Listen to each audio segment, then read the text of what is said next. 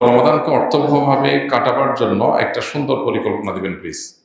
রমাদানকে অর্থবহভাবে কাটাবার জন্য বেশ কিছু পরিকল্পনার কথা আমরা বিভিন্ন সময় বলার চেষ্টা করি। এর মধ্যে নাম্বার 1 হলো রমাদান মাসে আমাদের ইবাদত বন্দেগী যেন সঠিকভাবে হয়, রমাদানের যে উদ্দেশ্য তাকওয়া অর্জন সেটা যেন সঠিকভাবে হয়। সেটার জন্য গুনাহের যে রাস্তাগুলো আছে এগুলো সবগুলোর সাথে আমাদের কানেকশনটাকে ডিসকানেক্ট করা উচিত, যাতে করে আমার আমলগুলো নষ্ট না হয়।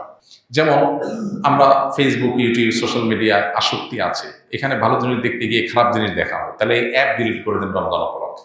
1 মাসের জন্য দূরে থাকেন, দেখবেন আপনার ইবাদত এবং ভালো কাজের পরিবেশ মনোজগতে তৈরি হয়েছে। দ্বিতীয়ত, কখন কোন আমলটা করবেন এটার জন্য একটা প্ল্যান, একটা শিডিউল আপনি ফিক্স করে ফেলেন।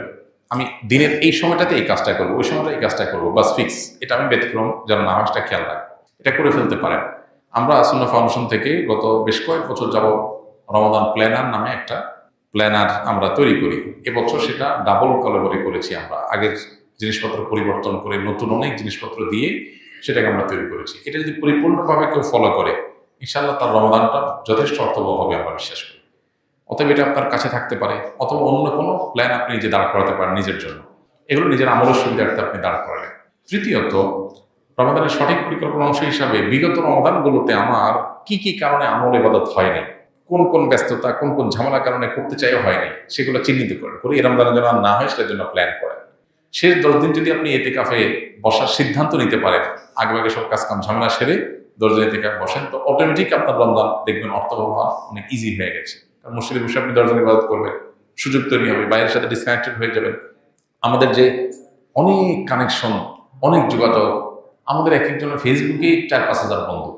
যার 5 হাজার বন্ধু আছে সেই ইবাদত কখন করবে? মানে বন্ধুর হক আদায় করতে করতে তো শেষ। বন্ধু মেসেজ দিছে, কি দিছে, বন্ধুর নোটিফিকেশন আসছে, বন্ধুর জন্মদিবস নোটিফিকেশন আসছে, তারা উইশ করো, বন্ধু পোস্ট দিছে সেখানে কমেন্ট করো, লাইক দাও। মানে এই তামাশা যদি করতে করতে 5,000 বন্ধু কি সোজা কথা?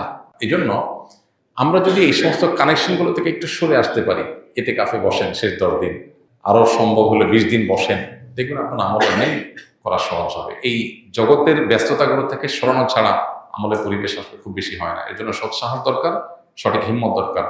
আমরা রমাদানকে কেন্দ্র করে এই জন্য 3টা বই লিখেছি আলহামদুলিল্লাহ। একটা হলো রমাদান প্ল্যানার, যেটার কথা বললাম, একটা হলো মাহে রমজানের সাথে আমল, এটা আরেকটা বই ছোট্ট। আরেকটা হলো তারাবিতে প্রতিদিন কি পড়া হয়। সব মসজিদে বাংলাদেশে একই নিয়মে তারাবি হয়, একই নম্বর পারা চলে, ওই পাড়ার নির্যাস কি সেটা আমরা ওখানে উল্লেখ করেছি, তারাবি সালাতে কোরআনের বার্তা, এই বইয়ে। এটা যদি নিয়মিত পড়েন তাহলে কোরআন সম্পর্কে আপনার ধারণা হয়ে যাবে, তেলাওয়াতের পাশাপাশি অর্থটা বোঝার তৈরি হবে, কোরআন আল্লাহ কি বলেছেন পুরো রমজানে আপনার সামনে জানাটা সহজ হবে। আল্লাহ তাআলা আমাদেরকে অর্থবহ রমাদান কাটাবার তৌফিক দান করুন। এরপরে প্রশ্ন হলো, রমজান মাসে সময় কাটানোর জন্য টেলিভিশন দেখা, ক্যারাম বোর্ড, দাবা, লুডো খেলা যাবে কি না? রমজান মাসে সময় কাটানোর জন্য অনেক কপাল পড়া আছে যে কাজ কাম নাই, খাবারের ঝামেলা অন্তত নাই, এই টাইমটা অন্তত টিভি দেখে সময় কাটানো যায়। সময় কাটে না। আমাদের হাতে এত সময় যে এটা কাটানোর জন্য আমাদের লুডো খেলা লাগে, ক্যারাম খেলা লাগে এবং টিভি দেখা লাগে।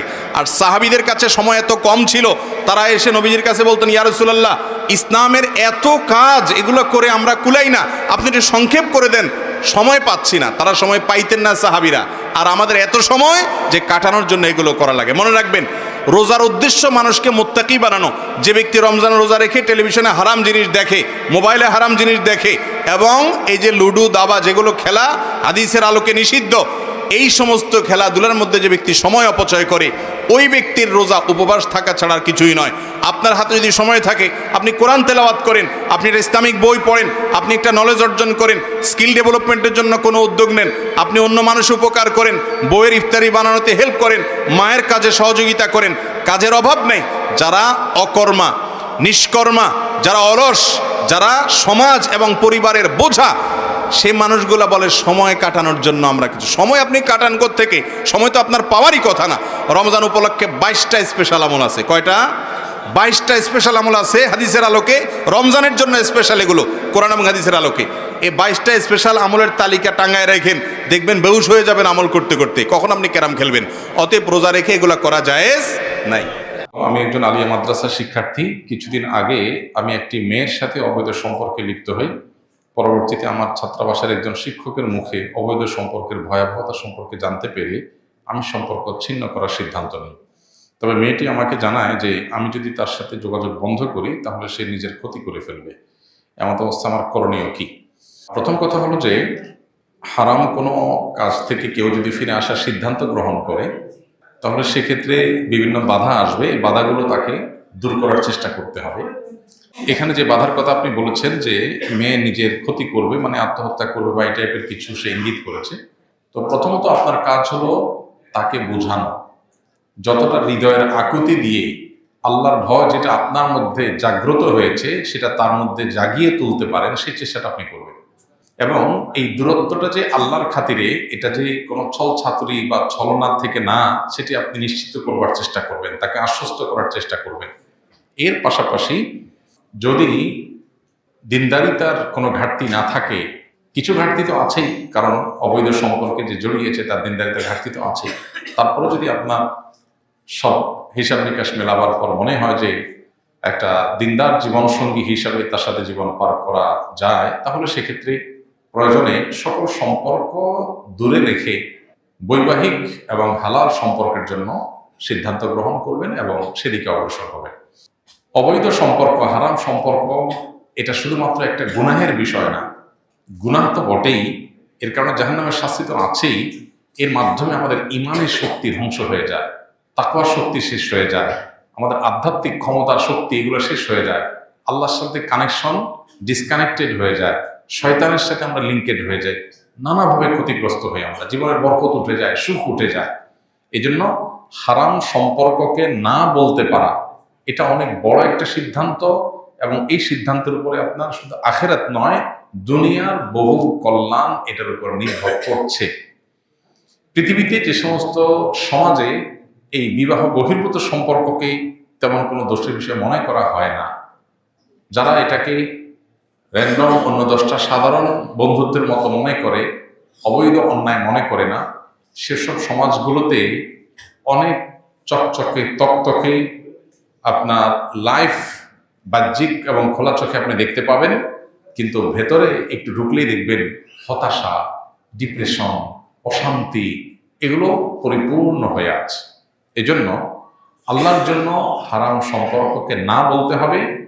এখন যাকে আপনি এতদিন হয়তো বিবাহ করবেন প্রতিশ্রুতি দিয়েছেন, ওয়াদা করেছেন, তিনি হয়তো মনে করবে আপনি কোনো কারণে প্রতারণা করছেন। এই জন্য তাকে আশ্বস্ত করবার জন্য সেরকম হৃদয়ের আকুতি দিয়ে চিঠি লিখে, মেসেজ লিখে, মেইল পাঠিয়ে তাকে বোঝাবার চেষ্টা করেন, এবং সেই সাথে যদি বিবাহ করার মতো হয় বিবাহ করে ফেলেন বা বিবাহ করার প্ল্যান করেন, কিন্তু সম্পর্ক বলেন যে আপাতত কোনো সম্পর্ক থাকবে না। এবং এরপরও যদি আল্লাহ না করুক সে ভুল কিছু করে, তাহলে সেটার জন্য আপনি হারাম সম্পর্ক কন্টিনিউ করে যেতে বাধ্য নন। কেউ যদি ভুল কিছু করবে সে ভয় দেখায়, বেশিরভাগ ক্ষেত্রে ভয়গুলো ভয় পর্যন্তই থাকে। তারপরেও আল্লাহর অবাধ্য হওয়ার কোনো সুযোগ নাই কোনো মানুষের দিকে তাকিয়ে। বিধায় এই জিনিসটাকে খুব শক্ত হাতে যেমন ডিল করতে হবে, ঠিক একইভাবে খুবই সচেতনতার সাথে ডিল করতে হবে, যাতে করে সাপও মরে লাঠিও না ভাঙে। আল্লাহর অবাধ্যতা থেকেও আমি সরে আসতে পারি, আবার যেন কোনো অনাকাঙ্ক্ষিত কিছু না হয়। যদি আমি দুইটাকে একসাথে কম্বাইন করে বা আপনার দুইটাকে একসাথে আমার কনসিডারেশনে এনে আমি করতে না পারি, তাহলে আমি কনসিডার করবো আল্লাহর বিধান। সো আল্লাহর বিধান রক্ষা করতে গিয়ে যদি কোনো মূল্য দিতে হয়, ফাবিহা ওয়া নি'মা, আমি প্রস্তুত, এতটুকু থাকতে হবে। এটাই হল তাকওয়ার দাবি।